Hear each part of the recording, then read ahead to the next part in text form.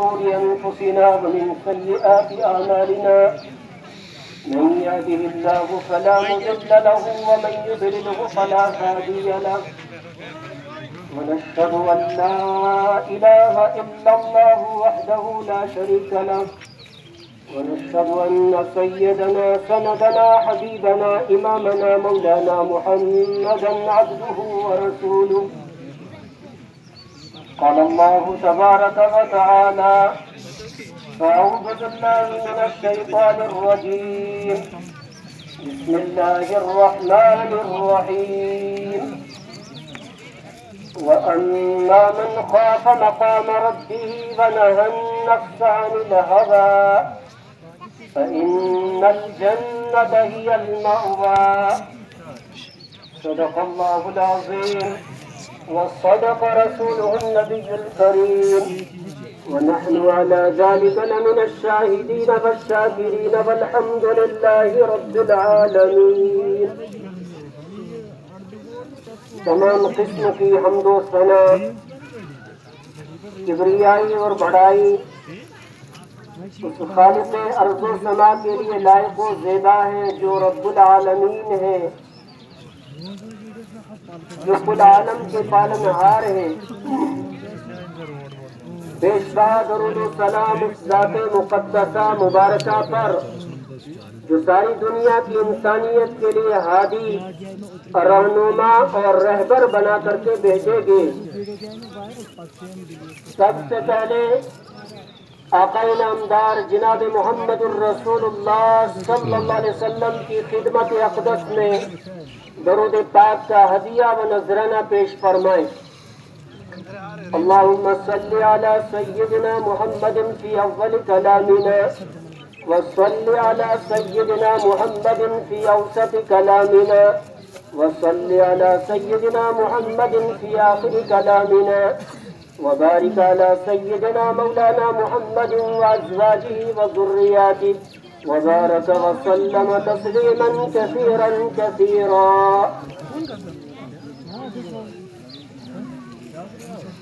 معزز سامعین کرام، میرے ایمانی بھائیوں، آج ہم عیدگاہ کے اندر ایک عظیم ہستی سے، ایک عظیم شخصیت سے محروم ہیں. اللہ تبارک و تعالیٰ ان کی کامل مغفرت فرمائے اور حضرت والا کے درجات کو اللہ رب العالمین بلند فرمائے. اور حضرت نے جو آج تک اس موجودہ کے اندر بڑے پرسکون ماحول کے ساتھ کارواں کو چلایا تھا، اللہ رب العالمین قیامت کی صبح تک اس کارواں کو اسی امن و سکون کے ساتھ چلائے رکھے. میرے بزرگوں، بھائیوں، دوستوں اور میرے ہم سفر نوجوان ساتھیوں، اللہ سبحانہ و تعالی نے مجھے اور آپ کو رمضان المبارک کا مقدس مہینہ عطا کیا تھا، جس مہینے کے اندر میں نے اور آپ نے روزے رکھے، تراویحیں پڑھی، قرآن مقدس کی تلاوت کی، ذکر و اذکار کیے، صدقہ و خیرات کیے، اپنے اموال کی زکات نکالی اور صدقۃ الفطر ادا کرتے رہے. اللہ تبارک و تعالی ہمارے ان تمام اعمال کو قبول فرمائے. یہ اللہ رب العالمین کا کمال ہے. سارا کچھ اللہ رب العالمین کے فضل اور اللہ کے اذن سے ہوتا ہے. بندے کا اس میں کوئی کمال نہیں ہے. بندہ کتنا ہی بڑا قابل ہو، اللہ کے یہاں کسی کی قابلیت کا اعتبار نہیں. بندہ کتنا ہی بڑا صلاحیت مند ہو، اللہ کے یہاں کسی کی صلاحیت کا اعتبار نہیں ہے. اللہ کے یہاں بندے کی قبولیت کا اعتبار ہے. اللہ کے یہاں بندے کی صالحیت کا اعتبار ہے. ہم نے روزے رکھے، جو بھی اعمال کیے، اللہ کے فضل سے کیے، اللہ کے احسان سے کیے۔ نفس کی ساری چیزیں موجود ہیں، گرمی کی شدت ہے، بھوک ہے، پیاس ہے، اس کے باوجود ہم ان تمام چیزوں سے رکتے رہے۔ یہ میرا کوئی کمال نہیں ہے، یہ اللہ کا فضل ہے، اللہ کا احسان ہے۔ اللہ تبارک و تعالی اسی بندے کو توفیق عطا فرماتے ہیں جس انسان کے اندر خیر کا جذبہ ہوتا ہے، جو انسان آخرت سے ڈرتا ہے، جو انسان آخرت کا خوف رکھتا ہے، جس انسان کو آخرت کی امید ہوتی ہے۔ اللہ کے حبیب جناب محمد الرسول اللہ صلی اللہ علیہ وسلم ارشاد فرماتے ہیں، الایمان بین الخوف والرجاء، ایمان ڈر اور خوف کے درمیان میں ہے کہ بندہ خدا اللہ کے عذاب سے بھی ڈرتا ہو اور جنت کی امید بھی ہو۔ یہ ایمان ہے، انسان کے دل کے اندر ڈر بھی ہو، اللہ کے سامنے انسان کو کل قیامت کے دن کھڑے ہونے کا خوف ہو، اور یہ انسان تمام لغویات سے بچتا رہے، یہ انسان تمام نفسانی خواہشات سے بچتا رہے، تو رب کائنات اعلان فرماتے ہیں کہ میں اس انسان کو دنیا کے اندر بھی نوازتا ہوں، میں اس انسان کو آخرت کے اندر بھی نوازتا ہوں۔ دنیا کی نوازشات اللہ تبارک و تعالی انسان کو سکون عطا فرماتے ہیں، اللہ تبارک و تعالی انسان کو راحت عطا فرماتے ہیں، اللہ تبارک و تعالی انسان کو خوشی عطا فرماتے ہیں۔ اللہ تبارک و تعالی انسان کو نیک اور صالح اولاد عطا فرماتے ہیں جو انسان کے لیے راحت کا سامان بنتی ہے، جو انسان کے لیے سکون کا سبب بنتی ہے، جو انسان کے لیے آنکھوں کی ٹھنڈک بنتی ہے۔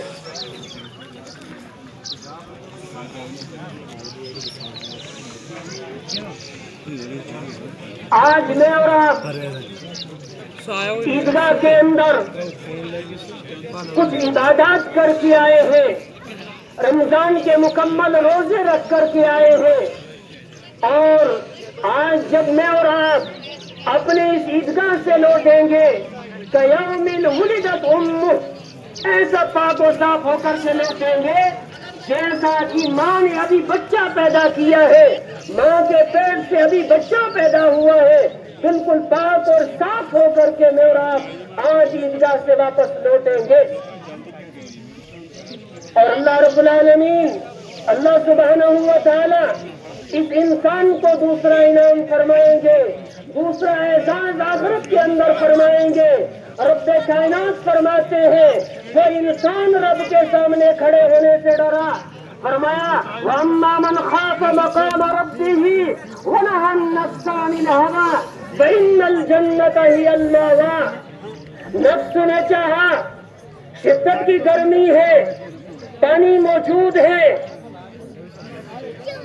مشروبات موجود ہیں، فریج کا ٹھنڈا پانی موجود ہے، کوئی روکنے والا نہیں، کوئی بتانے والا نہیں، کوئی دیکھنے والا نہیں۔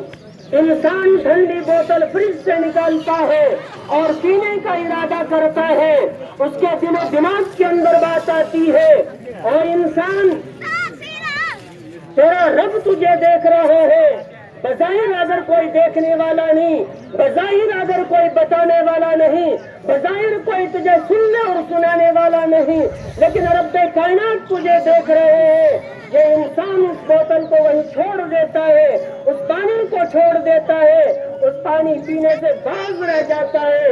وَنَهَى النَّفْسَ عَنِ الْهَوَىٰ، رب فرماتے ہیں جب اس نے اپنی نفسانی خواہشات کو توڑا، رب فرماتے ہیں جب اس نے اپنی نفسانی خواہشات کو چھوڑا تو فَإِنَّ الْجَنَّةَ هِيَ الْمَأْوَىٰ، جنت کے بالا خانوں میں اللہ سبحانہ و تعالیٰ اس کے لیے بہترین مرغوبات کا انتظام کریں گے، اللہ سبحانہ و تعالیٰ اس کے لیے بہترین مشروبات کا انتظام فرمائیں گے۔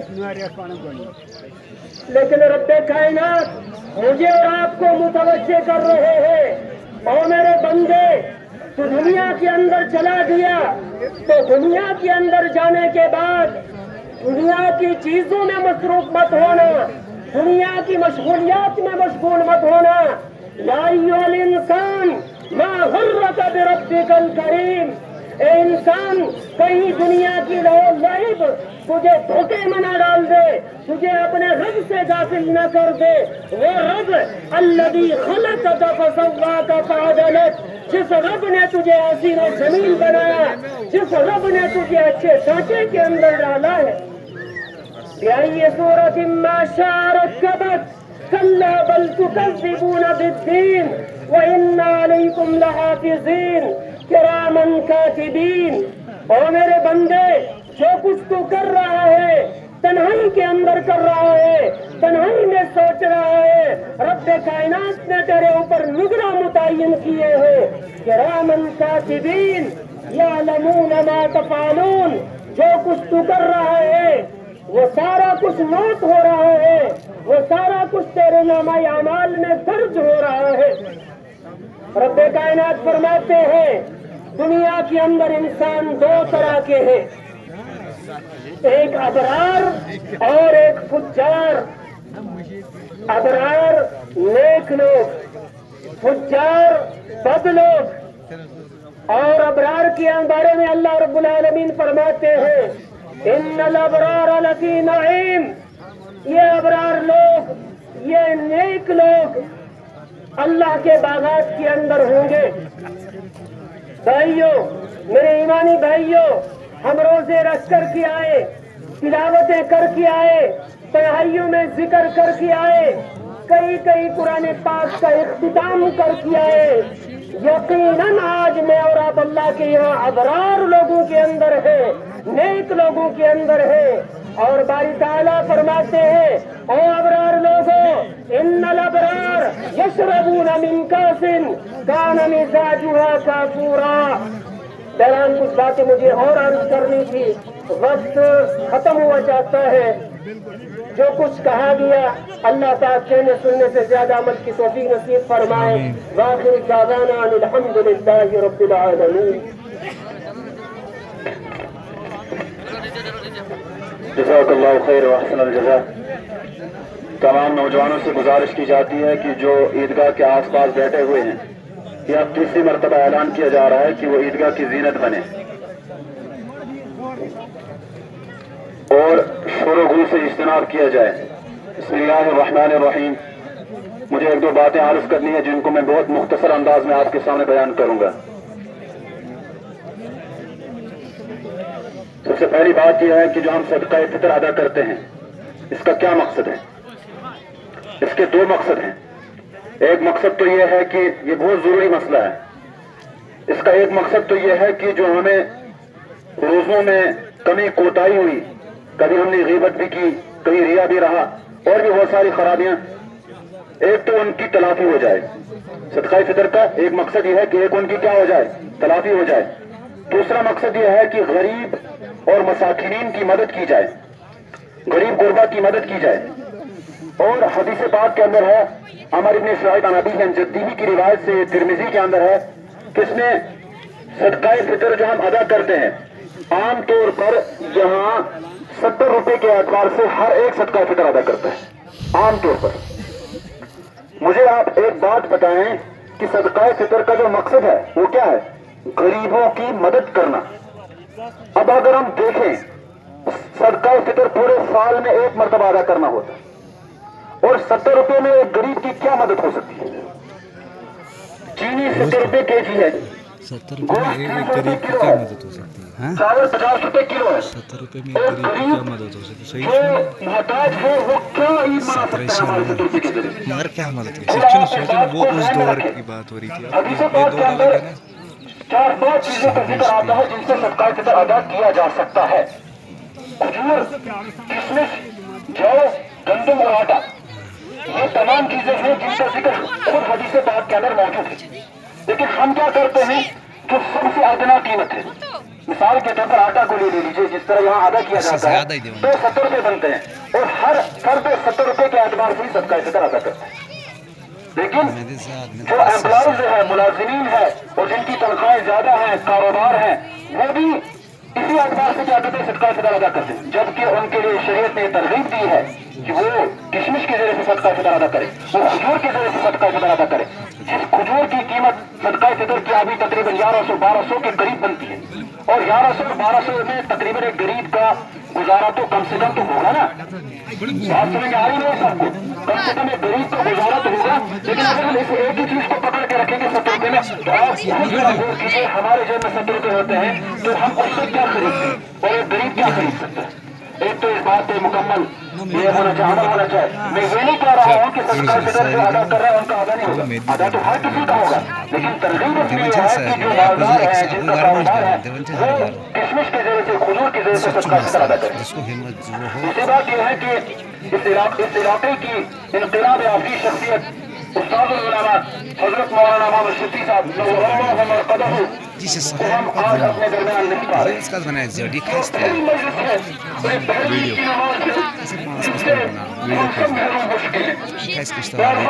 علاقے کے لیے بہت خدمات ہے. 1480 میں ان کی فراغت ہوئی تھی دارالعلوم دیوبند سے, تب سے لے کر اپنے علاقے کے لیے خود کو وقف کر دیا, اور یہاں کے لوگوں کو بدعت اور گمراہی کے دلدل سے نکال کر نور اور ہدایت کی طرف انہوں نے بلایا, اور ان کا رات و دن کا یہ مشن رہا. اور ان کی کتنی خدمات ہیں, اور علاقے کے اوپر کتنے زیادہ احسانات ہیں, اور ہمیں ان احسانات کا بدلہ چکانا ہوگا کہ ان کے لیے ہمیشہ ہر مجلس کے اندر ایثار ثواب ہو, اور ہم کو اپنی دعاؤں کے اندر ضرور بضرور یاد کیا جائے. حضرت کے اندر جہاں بہت ساری خوبیاں تھیں, وہاں 2 خوبیاں ان کے اندر ممتاز تھی. ایک خوبی ان کے اندر عاجزی تھی. میں آپ کو مثال سے سمجھا دوں, ان کی عاجزی یہ تھی کہ ہماری مسجد کے اندر میں نے ہزاروں مرتبہ دیکھا کہ تبلیغی جماعت آتی تھی, ان میں سے چھوٹے چھوٹے بچے جو پہلی مرتبہ جماعت کے ساتھ نکلتے تھے, اور ان کو یہ بات شروع کرنی بھی نہیں آتی تھی, لیکن حضرت رحمۃ اللہ علیہ ان کے سامنے ایسے طالب علم کی طرح بیٹھتے تھے, دوزار ہو کر بیٹھتے تھے, اور کبھی ان کے چہرے کی طرح نہیں دیکھتے تھے کہ ان کو بات کرنے میں کہیں جو ہے وہ مشکلات نہ ہو, بلکہ نیچے رکھتے تھے, اپنا نیچے رکھتے تھے, اور نیچے کر کے ان کی بات کو بغور سنتے تھے, اور کبھی بیان کے بعد ان کو تنبیہ نہیں کرتے تھے کہ آپ نے یہ بات غلط بتائی, آپ نے یہ بات غلط بتائی. یہ صفت ان کے اندر ایک ممتاز صفت تھی. اور دوسری صفت ان کے اندر توکل تھا, اللہ کے اوپر بھروسہ تھا کہ وہ کبھی بھی میں نے ان کی زبان اس سے نہیں سنا, یا اپنے گھر والوں میں سے کسی نے ان کی زبان سے سنا ہو کہ میرے پاس پیسہ نہیں ہے, مال نہیں ہے, پیسہ کہاں سے آئے گا. نہیں, ہمیشہ جو ہے کہ توکل علی اللہ رکھتے تھے. اور یہی وجہ ہے کہ آج ہم اہل خانہ کبھی ان کو قرآن کریم کی تلاوت کرتے ہوئے خواب میں دیکھتے ہیں, اور کبھی ان کو جنت کے باغات میں سیر کرتے ہوئے دیکھتے ہیں, کبھی ہم ماسٹر دری صاحب کے ساتھ ان کو دیکھتے ہیں جو ان کی ٹانگیں دباتے ہیں, اور ان کے چہرے, ان کے ماتھے کا بوسہ لیتے ہیں. اور یہی وجہ ہے کہ کبھی ہم یہ سنتے ہیں کہ وہاں اس عالم کے اندر جس دن ان کا انتقال ہوا ایسی خوشی منائی گئی, ایسی خوشی منائی گئی. بہرحال تمام علماء کرام کے متفقہ فیصلے سے یہ بات طے ہوئی ہے مشورے میں کہ ان کی جو خدمات ہے ان خدمات پر تھوڑی سی روشنی ڈالی جائے, اور علاقے کے لیے جو یہ سالانہ پیش آیا ہے اس پر اظہار تعزیت کیا جائے. تو اس کے لیے نماز میں اسی سبب کی وجہ سے, اسی سبب سے نماز کے اندر 10-15 منٹ کی تاخیر کر دی گئی ہے. اگر ہمیں حضرت رحمۃ اللہ علیہ کے ساتھ عقیدت ہے تو ہم عقیدت کے ساتھ ان کو سنیں گے اور ان کو یاد رکھیں گے, اور حضرت رحمۃ اللہ علیہ کو اپنی ہر دعا میں یاد رکھیں گے, اور ان کے لیے نام لے کر ان کے لیے دعا کی جائے گی. میں آواز دے رہا ہوں مولانا الطاف صاحب کو آئے اور اظہار تعزیت پیش کرے. انشاءاللہ نماز 9:45 پہ ہوگی.